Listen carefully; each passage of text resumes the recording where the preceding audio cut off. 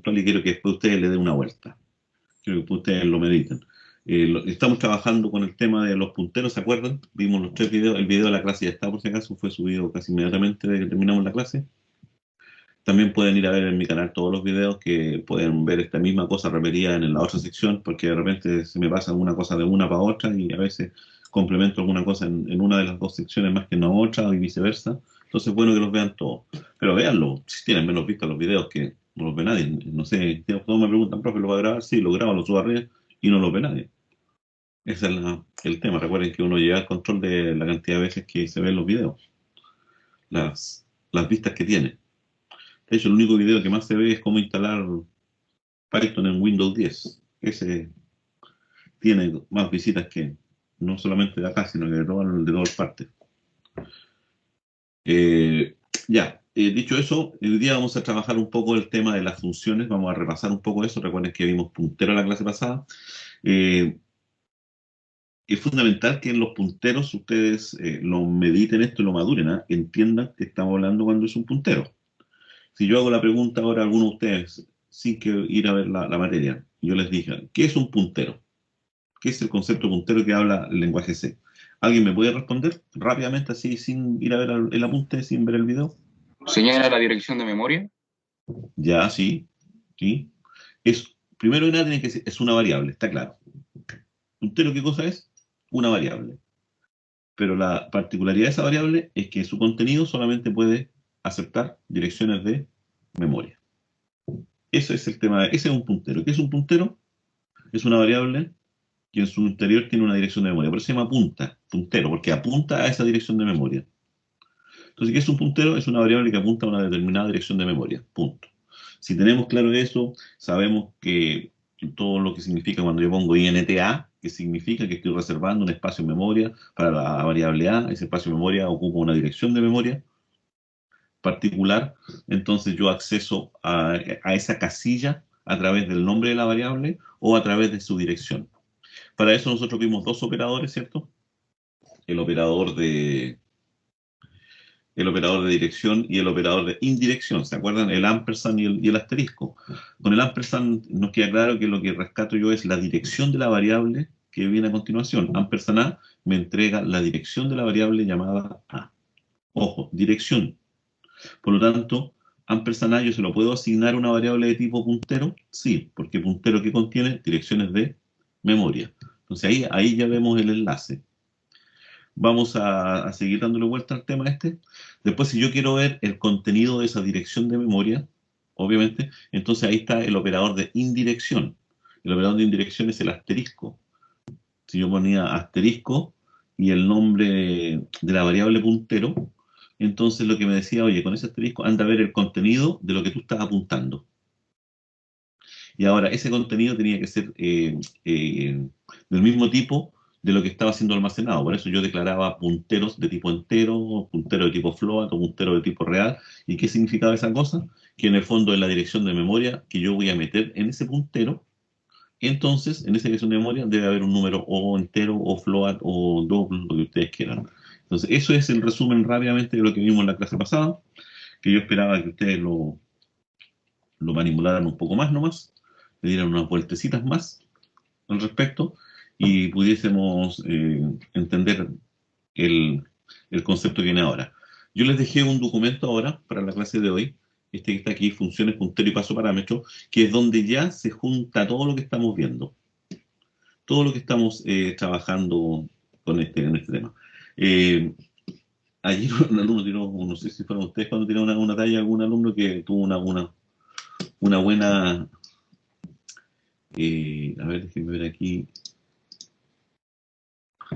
creo que fue ayer, uno de sus compañeros me estructurando sección uno. Aquí me pusieron Ah, Rodrigo, Rodrigo S. Empezamos la clase ayer y me, me tiró un chiste. A todos les gustó, parece decir. Soñé con que volvíamos a Python. Fue hermoso, puso. Yo creo que muchos de ustedes tienen que estar en la misma. Odiaban Python, pero ahora se dan cuenta que Python es bastante simple. es simple en entender cosas, a diferencia del lenguaje C, que es mucho más poderoso, sí, pero es mucho más para nosotros, para los informáticos. Por eso Python sí es para entender cómo funciona un programa, pero ahora para entender la lógica interna de los programas, la lógica interna de los lenguajes de programación, necesito saber este tema de las memorias, de los punteros, de las direcciones y todo ese tipo de cosas, que a veces nadie las maneja y cometemos errores muy grandes. Este documento no es mío, funciones, puntero y paso de parámetros, lo encontré dando vuelta por ahí por internet, no salía el autor, así que llegué y se lo subí tal cual nomás a ustedes, pero es un resumen más o menos interesante de todo lo que nosotros hemos ido conversando. Ese es el documento que vamos a trabajar. Se llama funciones en C el documento, pero aquí lo importante más que las funciones es cómo vamos a hacer el enlace entre los punteros y las funciones, y por qué son importantes y por qué tienen que ir de la mano. Porque previo a esto primero había que trabajar con con los punteros. ¿Qué son las funciones? Las funciones, los módulos en C, cuando hablamos de módulos hablamos de un pedacito de programa, ¿cierto? En C se van a llamar funciones. En algunos lenguajes particulares como Pascal se les denomina funciones o se les denomina procedimientos, dependiendo de si ese módulo retorna o no retorna algún valor. Esa es la idea. El lenguaje Pascal, que es un lenguaje más antiguo, era muy bonito, muy elegante, era para aprender a programar bien bueno, cayó en desuso nomás. Todavía por ahí hay compiladores del lenguaje Pascal. Se supone que ese es con el que se empezaba a programar. Cuando yo llegué aquí a la universidad, los primeros cursos de programación eran lenguaje Pascal. Después el lenguaje Pascal evolucionó a uno que se llamaba Delphi y de ahí ya murió.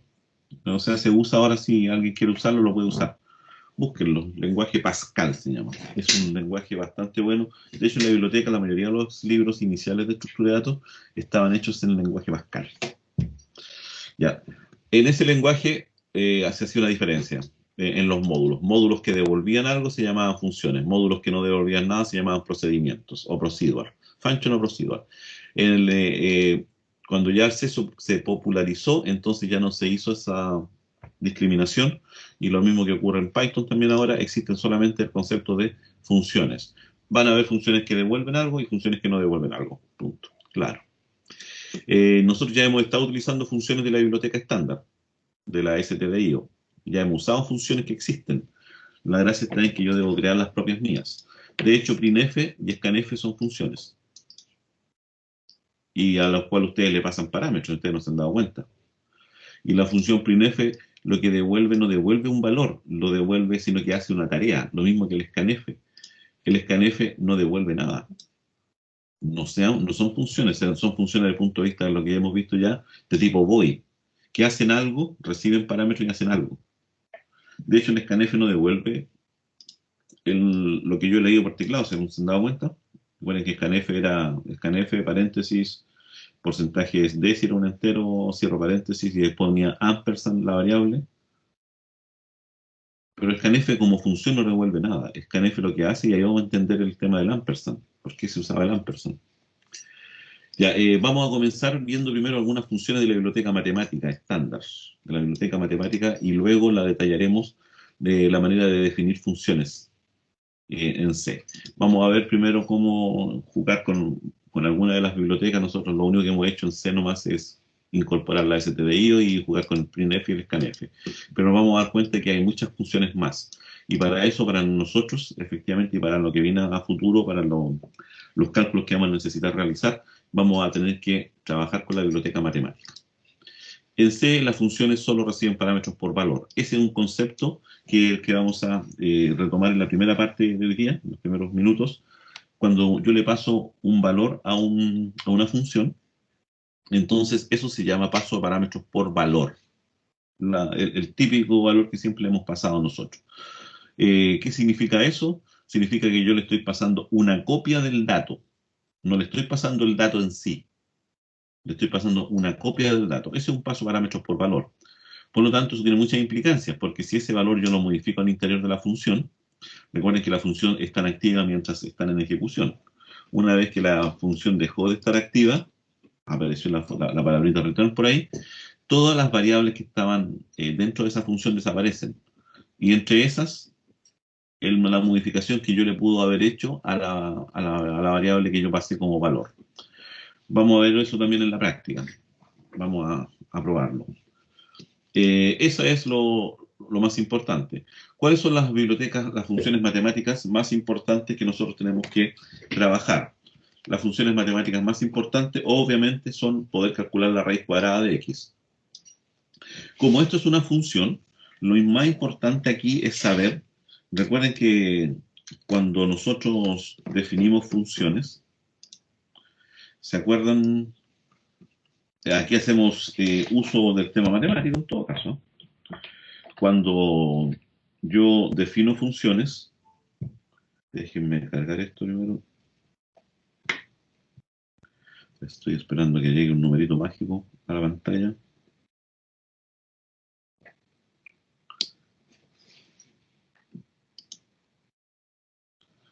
No se quiere conectar. Apretemos. Ahí llegó. 4535.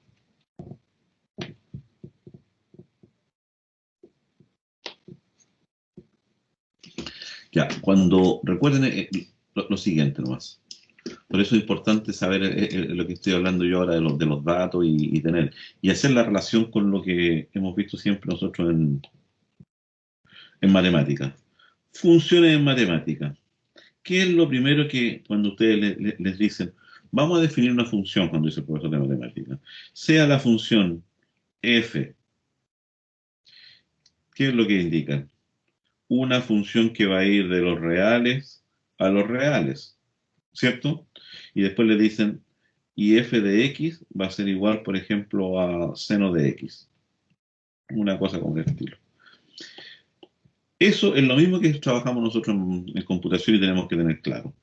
Esta r hace referencia al argumento x, es decir, al parámetro de ingreso. Por lo tanto, yo necesito saber el tipo de dato. Necesito en las funciones saber el tipo de dato. Y esta R que está acá hace referencia al resultado, al valor de retorno del tipo de dato. Entonces, esto es lo importante para mí. La función recibe un valor, pero yo tengo que saber de qué tipo es. Y la función va a devolver un valor y también tengo que saber de qué tipo es. Eso es lo importante. Cada vez que ustedes trabajen en cualquier función, no sea lo que sea matemática o no matemática, lo importante para usted es determinar el tipo de argumento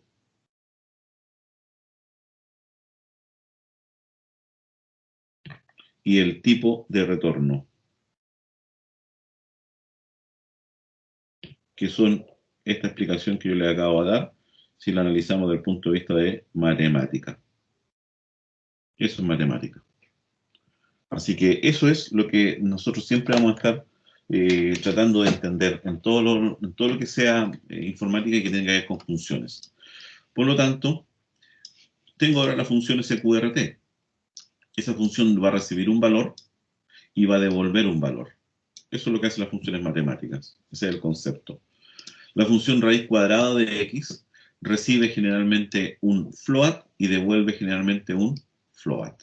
¿Cómo sé yo? Porque aquí me están indicando claramente que le pasé un número real. Obviamente le puedo pasar un entero, sí. ¿Por qué? Porque los enteros son subconjuntos de los reales. Así que funciona igual. Y acá él va a retornar un float. No retorna un entero. Por lo tanto, la raíz cuadrada de 9 es 3, directamente. De 930. Pero para nosotros 30 real. Ojo con eso, con los valores de retorno. Recuerden que el lenguaje C es muy riguroso en saber los tipos de datos. ¿Por qué?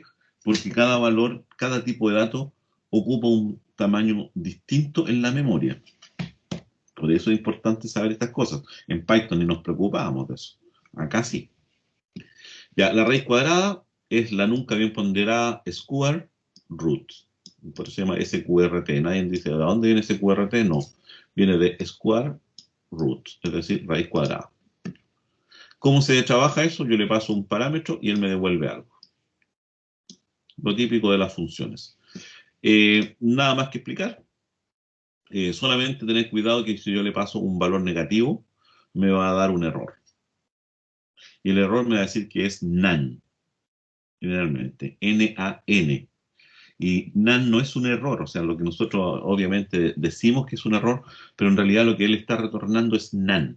Y NaN lo que está retornando es not a number, no es un número. Es decir, algo que yo la escoba. Eso significa NaN en las calculadoras. A veces aparece eso. No sé si ustedes tienen una calculadora que cuando dividen por cero o calculan una raíz cuadrada de un número negativo, les dice NaN, N-A-N. No sé, ¿alguien tiene esa calculadora que hace eso, no? Todo ingeniero tiene que tener una calculadora por si acaso. Si no, estamos perdidos. Voy a ver, shift raíz de 4, no, de menos 4. Voy a negativo 4.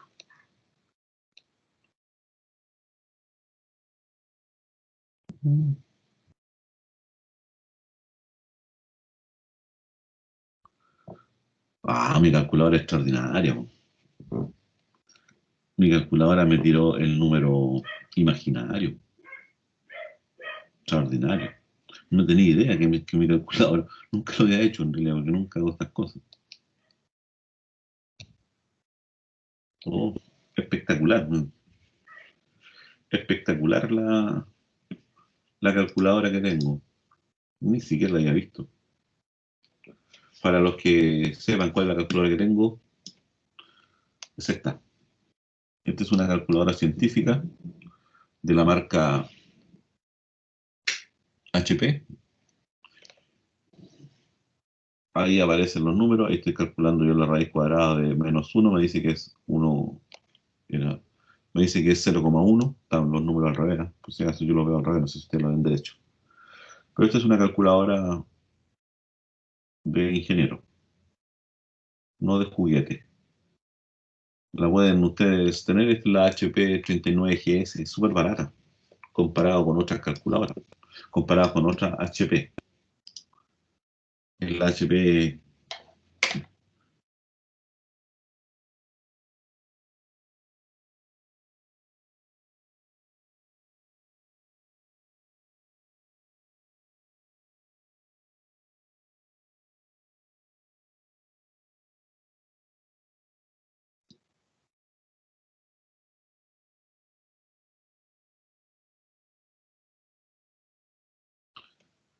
Ya. Estamos entonces. Oh, algo sonó aquí. Mi señora le llegó un mensaje. Tenemos oficina juntos ahora. Ya. Ustedes pueden ver ahí, buscar una calculadora que sea decente. De hecho, esta HP GS, HP 39 GS es baratita. La pueden comprar incluso en China, por AliExpress. No, no vale eso por si acaso. Calculadora HP. De hecho, se la compré a un tipo por internet nomás, que me cobró 20 lucas. Estaba nueva. Dijo que no le gustó porque no la aprendí a usar. Porque se puede programar y todo ese tipo de cosas. Y eso es lo que tenemos que jugar nosotros. Ahí estamos. Esa es la calculadora. De hecho, la pueden comprar por Mercado Libre también. Se vende harto. Y tiene un conector para conectarla al computador para ver algunas cositas. Así que es una buena calculadora si alguien se quiere gastar unos pesitos en algo decente. La pueden buscar en internet, creo que está en AliExpress también. En AliExpress, a ver, estas son las caras, esta es la cara. Pero aquí, Pero, profe, realmente vamos a necesitar una calculadora así, ¿no es suficiente con la gran Casio FX 82MS? uno puede hacer lo que quiera con la calculadora, lo que pasa es que esta trae un montón de módulos. Para nosotros, esto se puede programar. Trae derivadas, integrales, trae de todo. Así que, claro, ustedes pueden hacer todo con la calculadora, pero hay que transformarse en profesionales serios, reales. Ok. Esa es la idea. De hecho, por ejemplo, esta calculadora es súper buena. Yo esta es la que quería comprar. de Texas. Permite graficar rápido, hacer gráficos. Pero si quieren, se quedan con su famosa Casio y son más, funcionan como todo el mundo, no hay ningún drama. De hecho, este la venden 30 lucas, ¿ven? En el AliExpress está 16. Está 16, ¿ven? Me envío Y es como 2 súper. lucas. Ahí tiene una calculadora. En vez de comprarse una Casio, ¿para qué? Compran esta. De hecho, tiene un montón de funcionalidades. Para nosotros que somos programadores informáticos, se puede programar. Es la más baratita de las que tiene HP. Así que vuelvo ya. Aquí venía todo esto de por qué estábamos hinchando con esa calculadora. Porque yo traté de calcular la raíz cuadrada de un número negativo y no me dio error ni me dio nada, sino que me tiró el número complejo. La raíz cuadrada de -1, ustedes saben las calculadoras normales, ¿qué es lo que les va a indicar? Una calculadora normal. Aquí tengo la calculadora científica. Si yo quiero calcular la raíz cuadrada de, a ver, de -1, la raíz cuadrada no es un número. Eso es lo que indica la otra, pero en inglés. N-A-N. Number. Y si le sale error, ya hay otro método. Ya, eso es con respecto a la SQRT.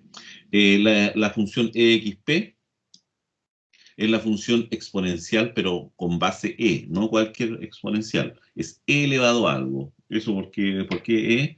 Porque E se usa para muchas cosas, especialmente series de Fourier y cosas por el estilo que vamos a ver más adelante. Eso tiene que estar claro. Es decir, es el número E, que es el número E 2,718282, elevado a algo. Al argumento. Obviamente el argumento puede ser cualquier cosa, cualquier número real, y el resultado también es cualquier número real. Eso me lo está indicando esto de acá. Tenemos el log de X. El log de X es el logaritmo, pero es el logaritmo natural.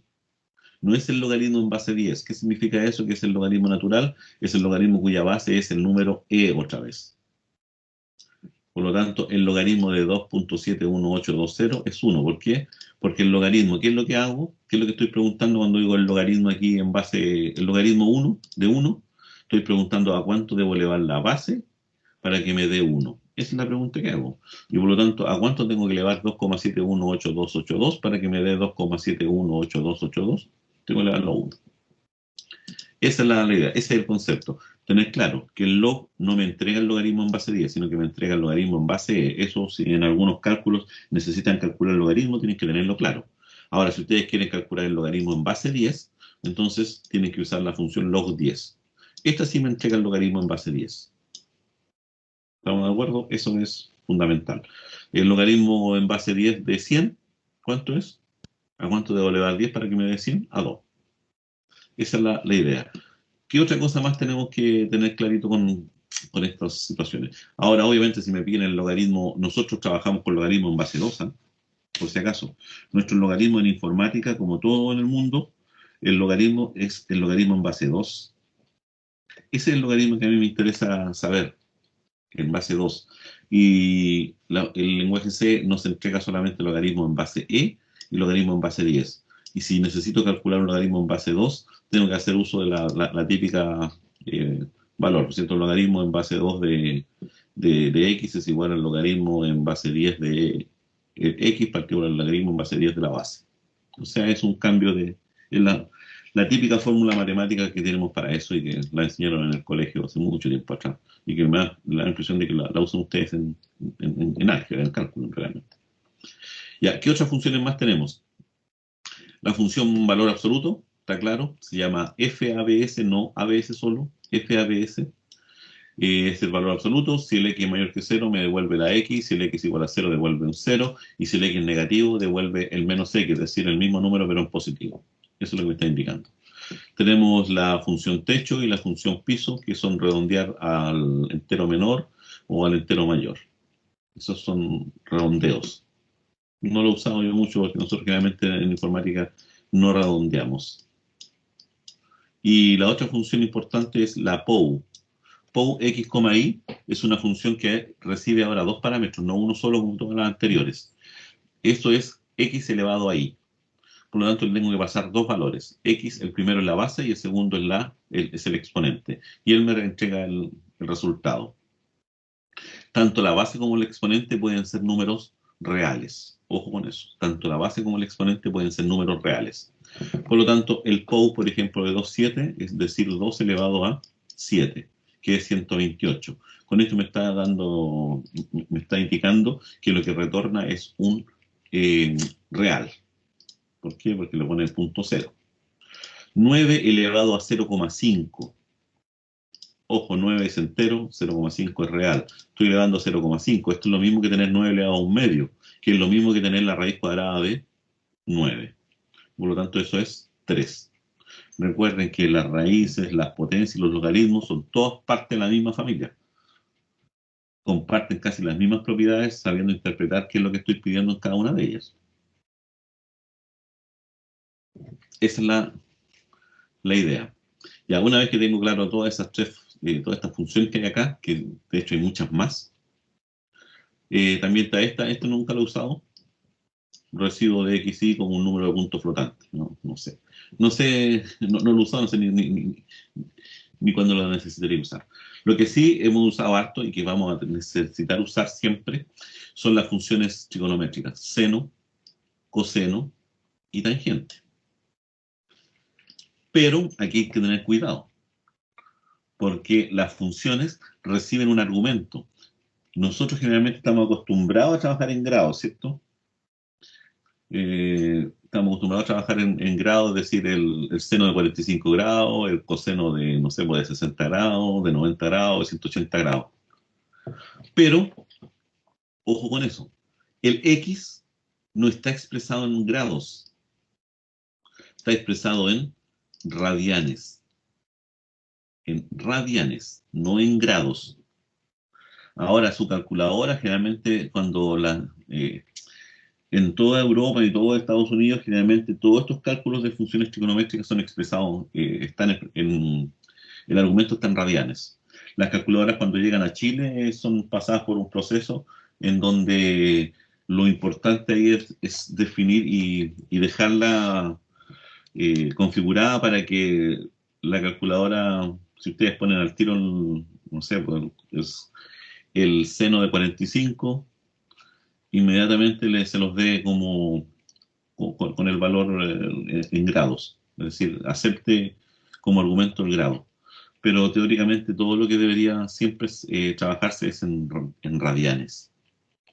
El seno de 0 es 0, por lo tanto aquí tenemos, ojo, eso. Coseno de x en radianes, tangente de x. Esos son los valores. Hay que tener mucho cuidado para hacer el tema. Recuerde que si usted quiere calcular, por ejemplo, el seno de 45 grados, el seno de 45, yo para calcularlo en su calculadora normal, si tiene todo esto de grados radianes, no hay problema. Usted aprieta el botoncito y transforma el argumento en lo que usted quiera.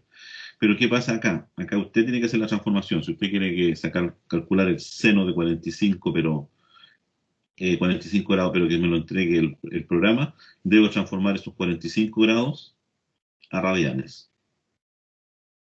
¿Y se acuerdan ustedes cómo la transformación, cómo paso grados a radianes o no? Eso lo tienen que saber de memoria. O tienen que saber de memoria un radian a cuánto corresponde. ¿Un radian a cuánto corresponde a todo esto? Estudiantes de ingeniería, segundo año, que pasaron por álgebra y por cálculo. Y están pasando por álgebra, por cálculo 2, por álgebra lineal, que ahora deberían estar en cálculo 3. ¿A cuánto corresponde un radian? Parece que estoy hablando solo.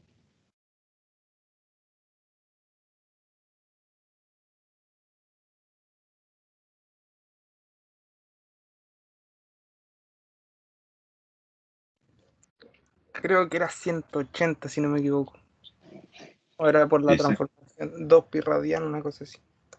Eso era 180 grados corresponde a pi radianes. Por lo tanto, 45 grados, ¿a cuántos radianes va a corresponder? Para los que son menos avesados, ¿cierto? Es una miserable regla de 3. ¿De cuánto correspondería? A pi cuartos. 45 dividido por 180 es un cuarto. Recuerden que aquí ya no estamos sacando decimales, estamos trabajando en la universidad. En la universidad trabajamos con fracciones, no tanto con números decimales, sino que con fracciones, por un tema de precisión. Y tampoco trabajamos los grados, sino que trabajamos en radianes. Ya, eso lo vamos a ver, todos estos valores los vamos a estudiar ahora. Vamos a calcularlos. Todo eso es lo que inicialmente deberíamos nosotros trabajar como bibliotecas adicionales. ¿Ah? Tiene muchas funciones más el math.h, pero eso ya es responsabilidad de cada uno de nosotros, ver si puedo o no puedo. Si necesito conocer o no otras funciones, eso ya es responsabilidad de cada uno de nosotros. Yo no les puedo indicar, oye, me las tengo que aprender todas y cuáles son todas las bibliotecas, no. Usted tiene que saber que hay bibliotecas nomás. Y en cada biblioteca tendrá que buscar usted cuál es la que necesita.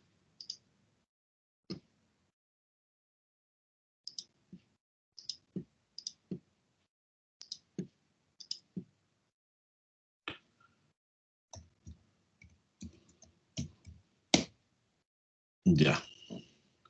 Acá vamos a trabajar. Un recordatorio que se lo hice a sus compañeros ayer, pero parece que tampoco se acordaba mucho. ¿Se acuerdan ustedes cómo calcular, cómo hacer una transformación rápida entre grados y radianes? Perdón, no.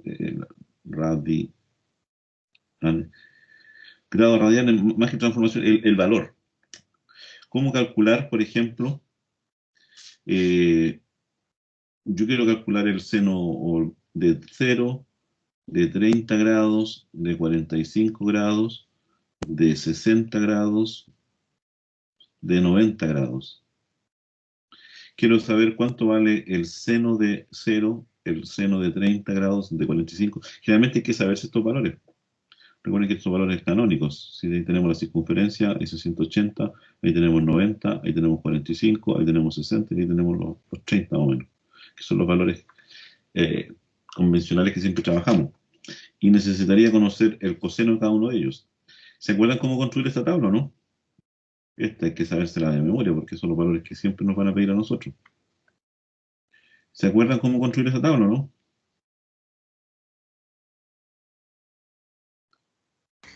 Sí, ¿Cómo se construye esta tabla? creo que sí. No necesita ni siquiera saberse de memoria estos valores. ¿Qué es lo que hay que hacer? Recuerden que en trigonometría hay varias formas de mnemotécnicas. ¿Cómo saber en cada Creo que era como cuadrante? En uno, cada cuadrante, cómo son positivas, negativas las funciones trigonométricas. En el primer cuadrante son positivas todas. En el segundo cuadrante, recuerden que los cuadrantes se numeran así. En el primer cuadrante todas son positivas. Acá es el seno. Aquí la tangente y aquí el coseno. ¿Cómo sé yo eso? Y ahí es donde empiezan a jugar ustedes. ¿Han escuchado todo sin tacos? ¿Te lo enseñaron esa?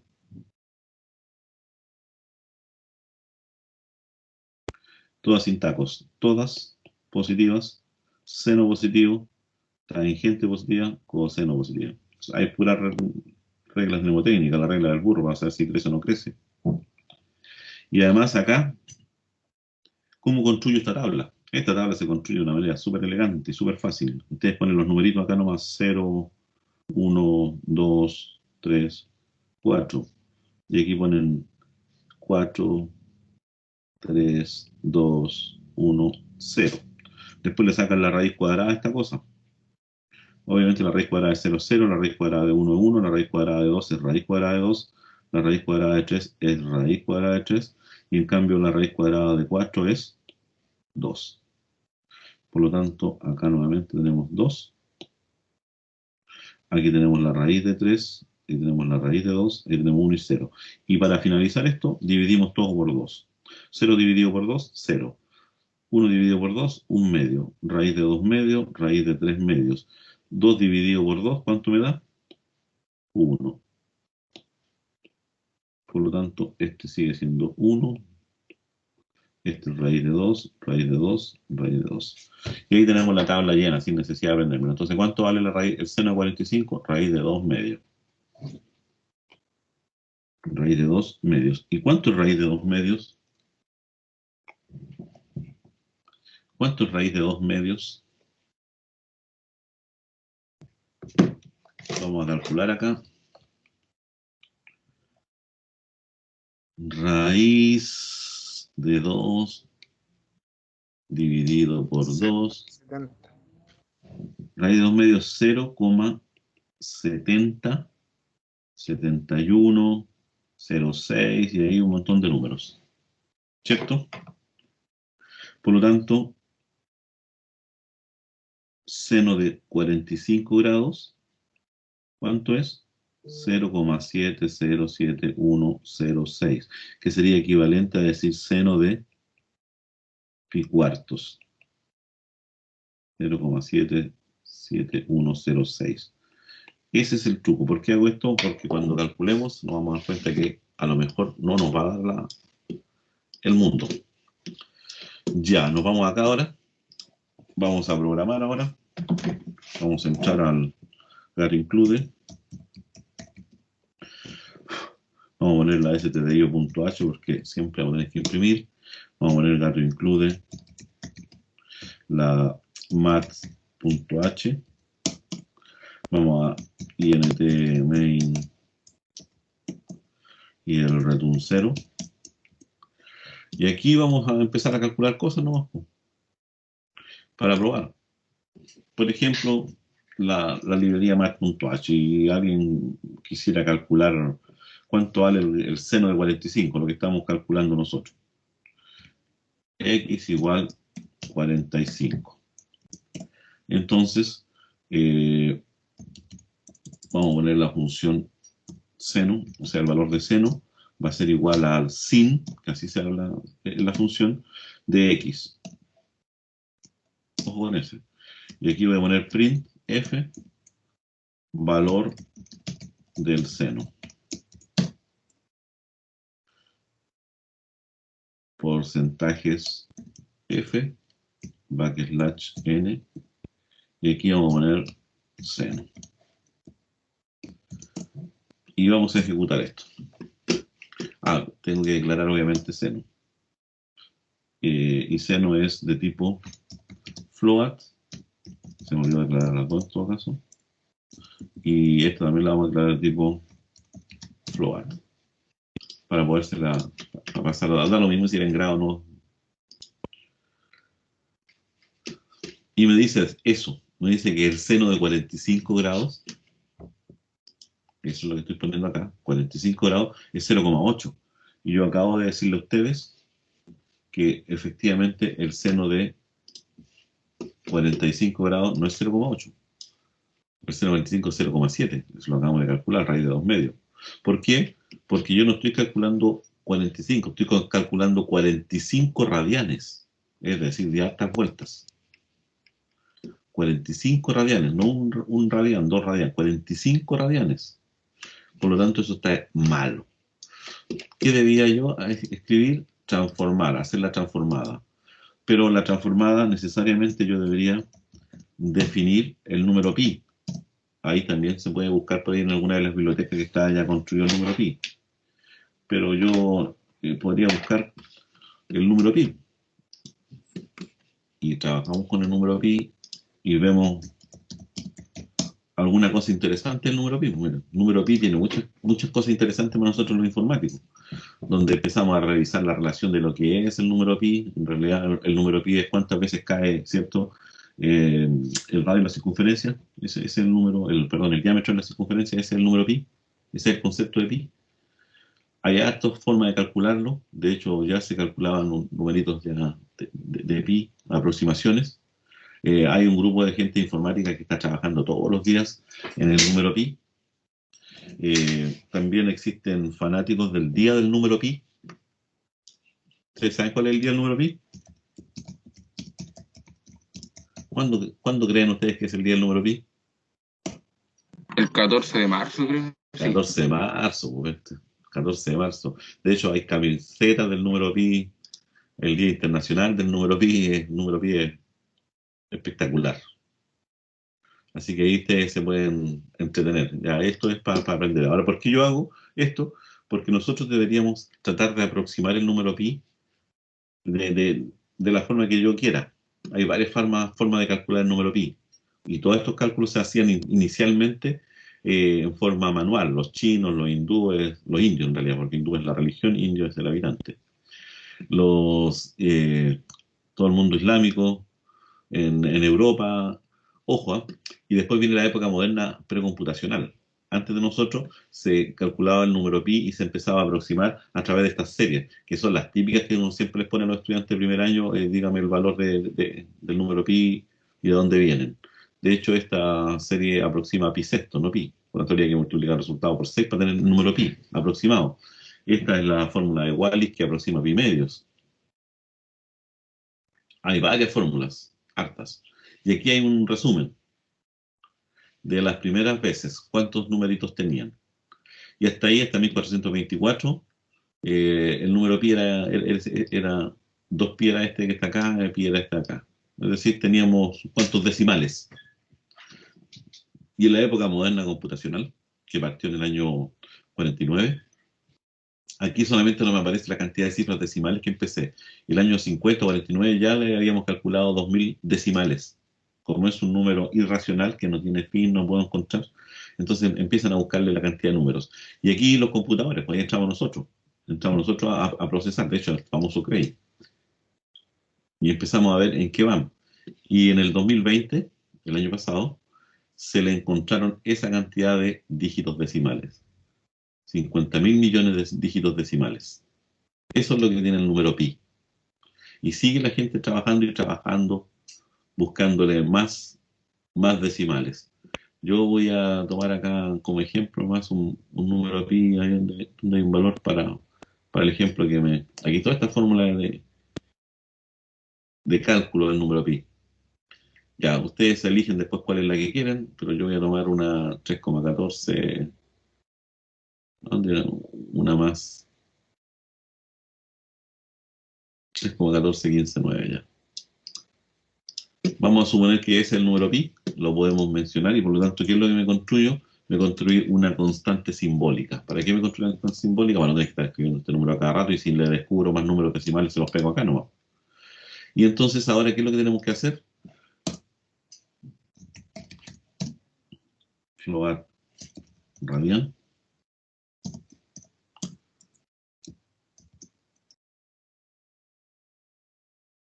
¿Por qué no me puso otro color? Le voy a poner, porque puede que lo esté usando. Ya, float RDA. Esos son los radianes para mí. Y entonces ahora tengo que transformar. Los radianes son igual a pi cuartos por x. ¿Estamos de acuerdo? Eso es pi cuartos en el fondo. ¿Y cómo es pi cuartos? Escribo pi dividido por 4. Y entonces ahora voy a calcular efectivamente el valor de pi cuartos. Y ejecutamos esto. Y se me olvidó ponerle el punto y coma. Siempre se me olvidan los puntos y coma. Esa es herencia de Python. Y ahora sí me da 07716. Ya eso es para que ustedes queden claros cómo deberíamos jugar con todos estos valores.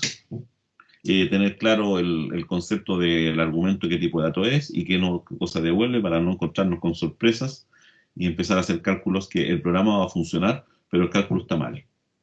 Eso no nos debería ocurrir nunca. Así que vamos tranquilo con esto nomás. La sintaxis de las funciones, obviamente el valor de retorno, el nombre de la función y los parámetros que yo le pasé. Acá van a ver lo que se denomina las declaraciones de las variables locales y las instrucciones. Aquí hay un ejemplo. Por ejemplo, hay una variable, va una función que se va a llamar cuadrado, que va a recibir un número entero y va a devolver un número entero. En su interior yo declaré una variable llamada resultado, a esa variable le asigné número por número y devolví ese valor. Ojo que devolví el resultado que lo había declarado de tipo entero, por lo tanto soy coherente, la función devuelve un entero. Eso es importante. Se puede hacer también de esta forma, sin devolver, sin declarar nada. Se puede hacer de muchas formas las funciones. Pero este paso de parámetros es lo que nosotros denominamos paso de parámetros por valor, no por referencia. Referencia hace alusión a punteros. Esa es la idea. Acá es lo que nosotros deberíamos escribir siempre de esta forma. Al inicio de mi programa debo poner los prototipos de todas las funciones que yo vaya a necesitar usar, de las que yo escribí. El prototipo. Después viene el programa principal y al final viene la definición de la función. Ojo con eso. Al final viene la definición de la función. No al principio. Aquí solamente lo primero que hago es prototipo de la función. Después vamos a explicar por qué. ¿Por qué es necesario?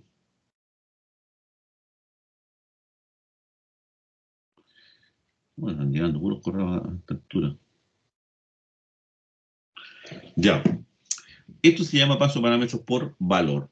Esta es la estructura que debería tener. Primero el prototipo, el main. Si tengo varias funciones, el prototipo de cada función. El prototipo es solamente el encabezado que esto tiene por si acaso. No es más que eso. Así que no se compliquen con eso. Fíjense que el prototipo acá lleva declarado el tipo de dato nomás que tiene, no el nombre de la variable. Si le quieren, le pueden poner el nombre de la variable, va a funcionar igual. Pero no es necesario. A esa es la forma de trabajar. Vamos a ver el tema inmediatamente del paso de parámetros, que eso es lo que yo requiero ahora. Vamos a hacer el siguiente ejercicio. Miren. Y ahí nos vamos a ir al... Oh. Vamos a declarar una variable llamada x. Vamos a decir que esa variable x tiene el valor de 1. Un ejercicio nomás. Voy a mandar, voy a crear una función llamada, la función la escribo acá abajo, una función que devuelva un entero que calcule el doble del valor que ella ha recibido. Acá voy a declarar un resultado. Voy a decir que resultado, estoy escribiendo todo esto por separado para que quede bien clarito nomás, después se pueden omitir varios pasos. Voy a dejar que el resultado es 2 por x. Voy a retornar el x. Y finalizo. Esta es mi función. Recibe un valor, lo multiplica por 2 y lo deja en resultado. Y devuelve el resultado. De hecho, no, ni siquiera debe ser este de acá. Voy a cambiar ese valor.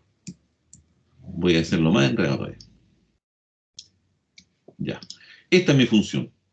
La función recibe un valor, lo multiplica por 2 y lo deja en la misma variable. ¿Estamos de acuerdo? Y devuelve ese valor. Por lo tanto, si recibió un 1, va a devolver un 2. X aquí quedó convertido en 2 y devuelvo ese 2. Este es un ejemplo medio tonto nomás, pero para lo único que lo quiero es para hacer referencia al tema del paso de parámetros por valor. Y acá arriba,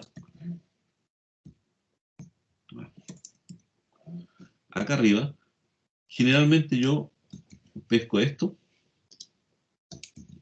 y copio eso. Tal cual, da lo mismo si lo dejé o no lo dejé con el INT. Incluso lo podría omitir y va a funcionar igual.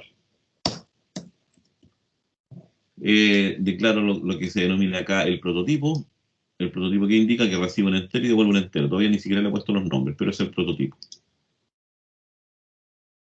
Acá voy a ir a la función. Aquí sí necesito devolver un valor. Le vamos a poner i. Vamos a declarar un valor i. Y aquí vamos a decir, oye, i es igual a doble de x. Obviamente voy a escribir el doble es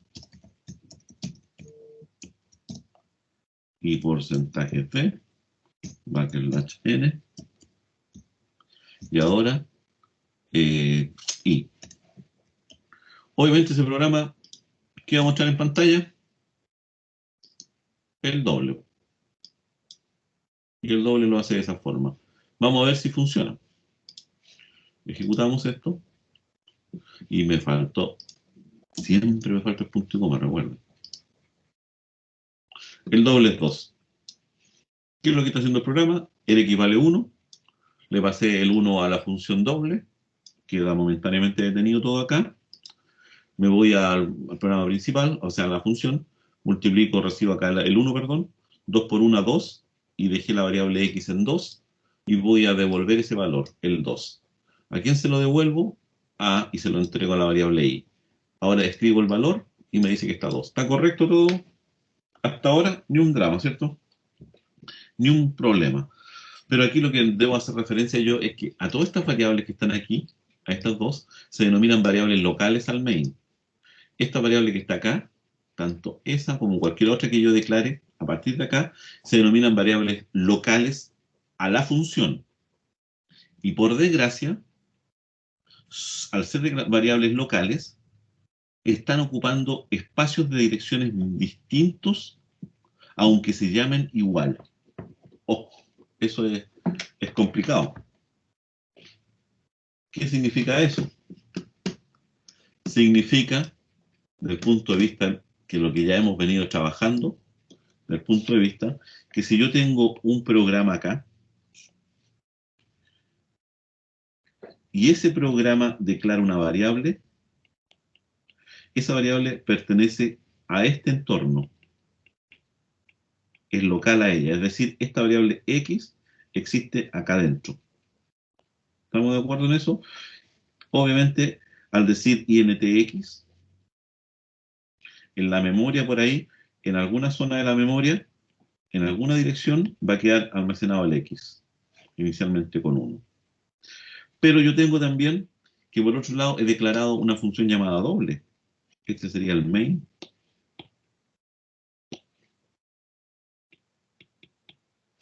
Y existe una función llamada doble. Esa función también declara una variable x.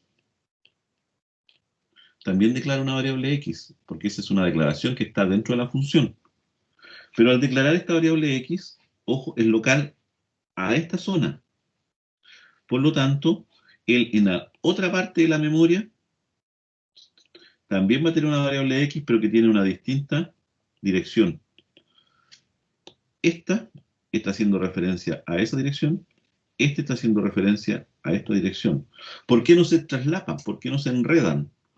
Porque lo que dijimos, cuando una función de aquí llamo a la función doble, lo que ocurre es que todo este entorno se va al disco, se almacena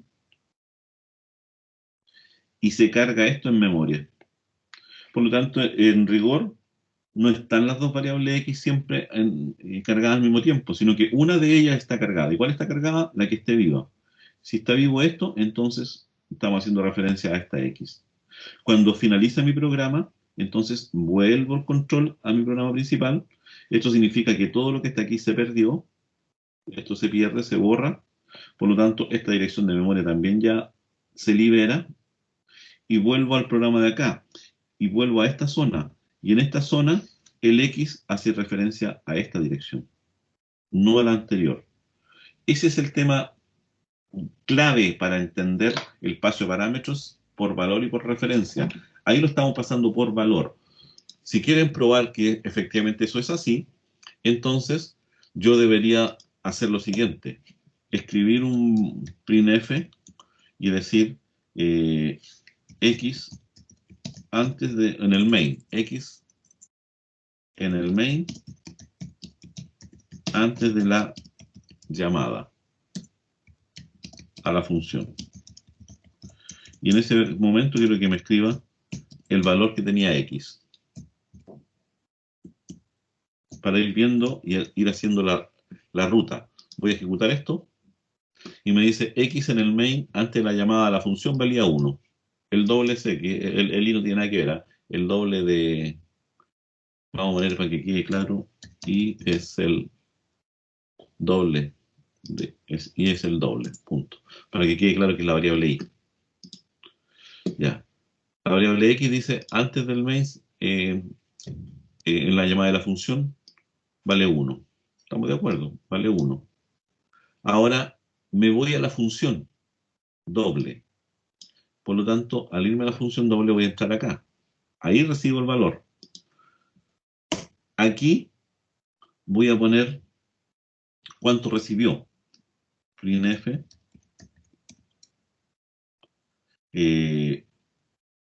X en la función ha recibido 2 puntos backslash 2 puntos porcentajes de backslash n x.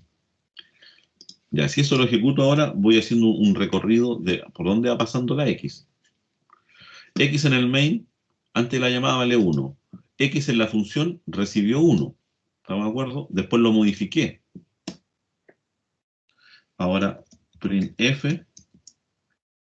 X se modificó en la función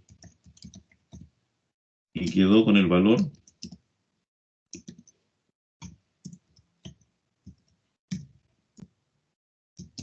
X.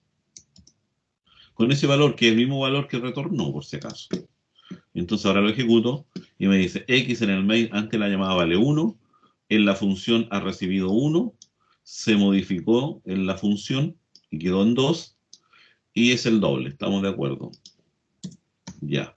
Por lo tanto, el X está ahí, que yo pueda pensar teóricamente que es el mismo. Y aquí ahora vamos a ver X en el main al salir de la función.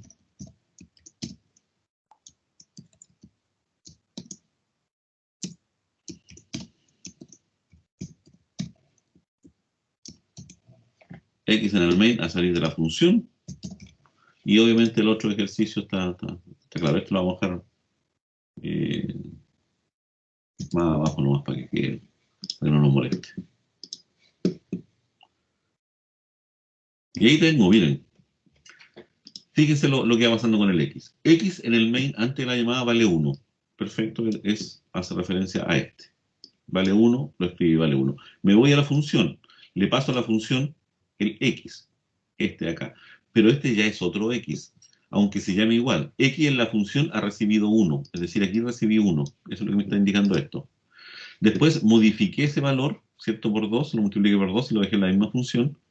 Y por lo tanto lo modifiqué y quedó en 2. Está claro. 2 por 1, 2, quedó en 2, escribo ese, me dan 2. Devuelvo el X. Devolver el X no tiene nada que ver con la misma variable. Al devolver el X, lo que estoy indicando es que se lo estoy pasando a la función, o perdón, a la variable Y, que es el que está acá. Estoy pasando el 2, perfecto. Pero ahora voy a decir cuánto vale X en el main. Es decir, voy a escribir ahora qué valor tiene X. Y me dice que X vale 1.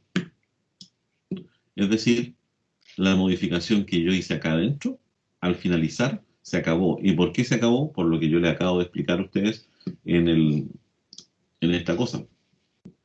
La función, el X que está aquí, no es el mismo X que está acá. Este es local a esto, este es local acá.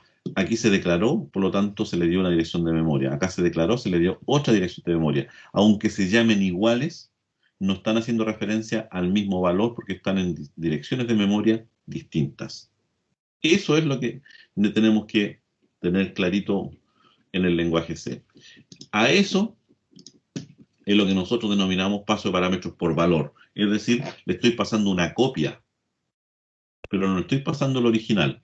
Pasar el original significaría pasarle la dirección de memoria. Eso sería interesante, pasarle la dirección de memoria. Ya.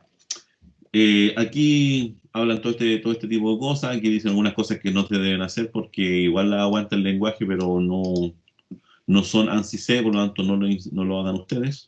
Eso es lo que indica este autor. El prototipo de la función X, todo lo que acabamos de explicar nosotros. La coerción de tipo, que tienen que ser equivalentes los tipos de uno u otro, porque si no nos podemos complicar la existencia.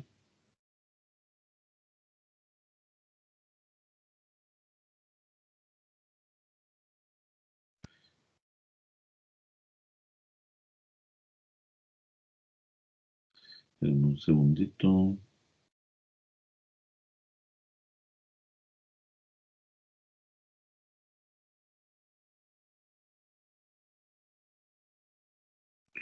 Hay una...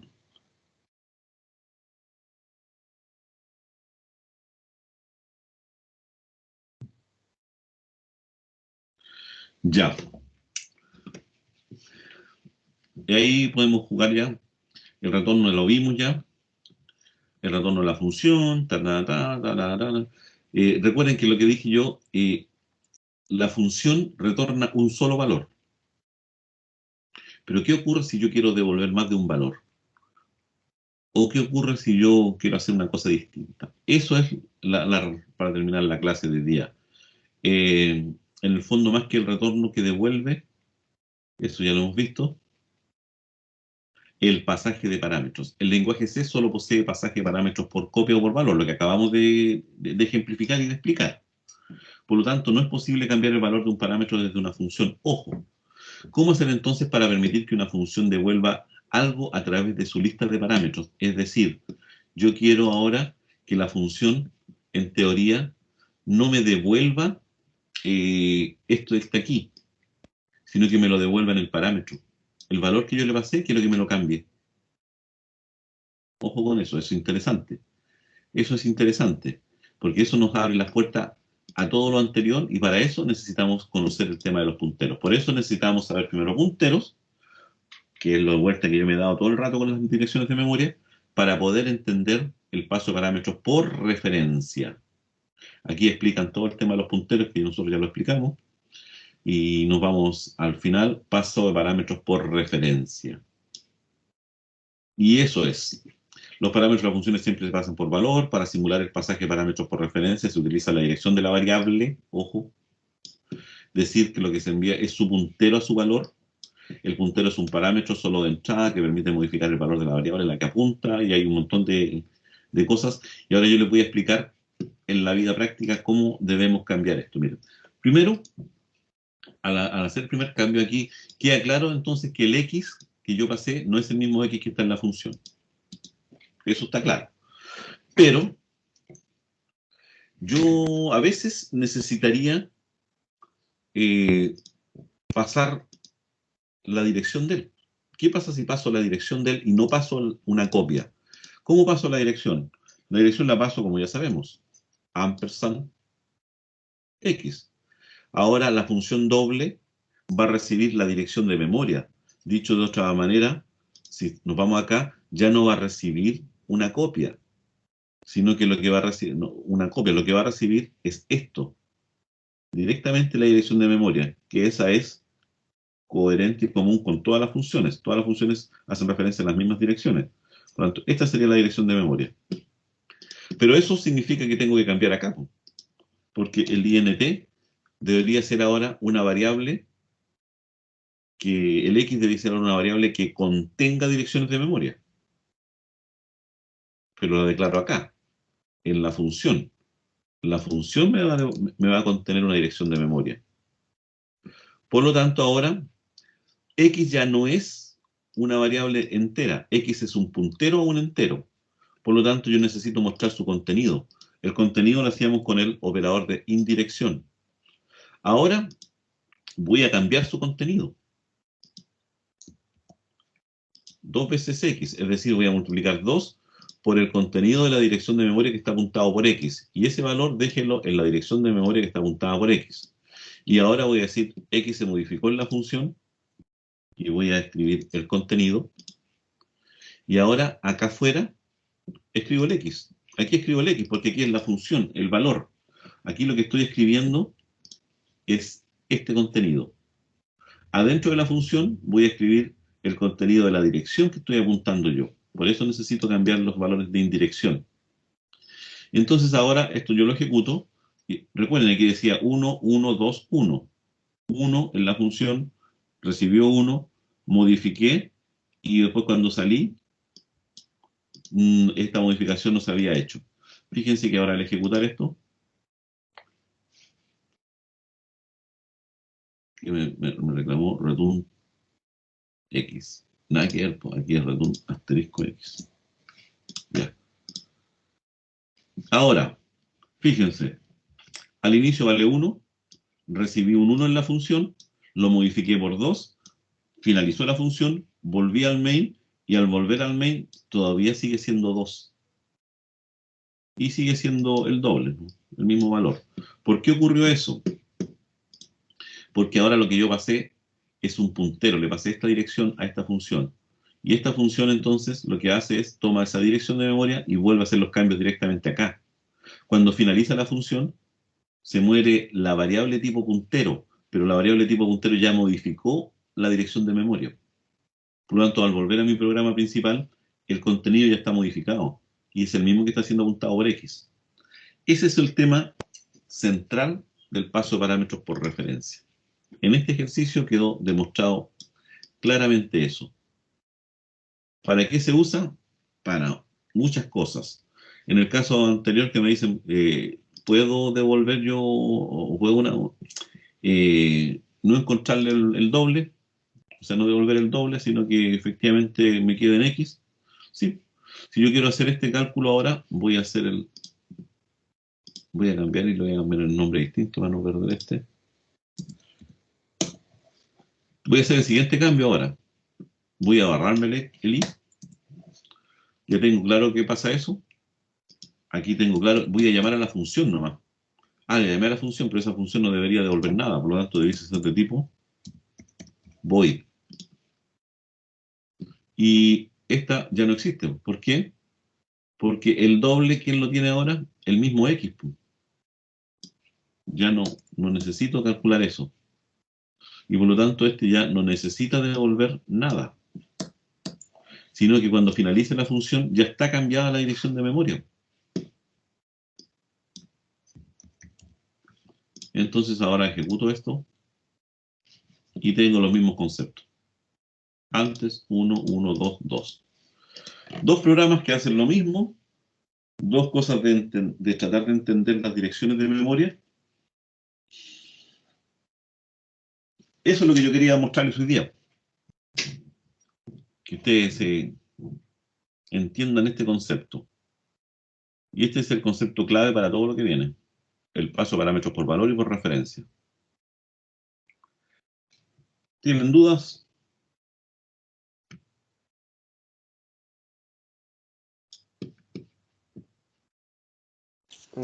Por mi parte, todo claro, profe. Ya, ese es el tema clave. Con esto ya estaríamos casi terminando todo lo que tiene que ver con los punteros. En la próxima clase ya comenzamos con la materia real dura del sistema de nosotros, del ramo, en donde vamos a ver complejidad algorítmica. Vamos a suponer ya que los problemas están, ya el lenguaje C ya no es problema, sino que ya fue contado todas las gracias que tiene el lenguaje C. Y vamos a ver todo lo que es la complejidad algorítmica. Espero que en una clase más o menos contarle toda la película y después empezar a calcular cosas. Así que los dejo hasta aquí. Les voy a apenas el video.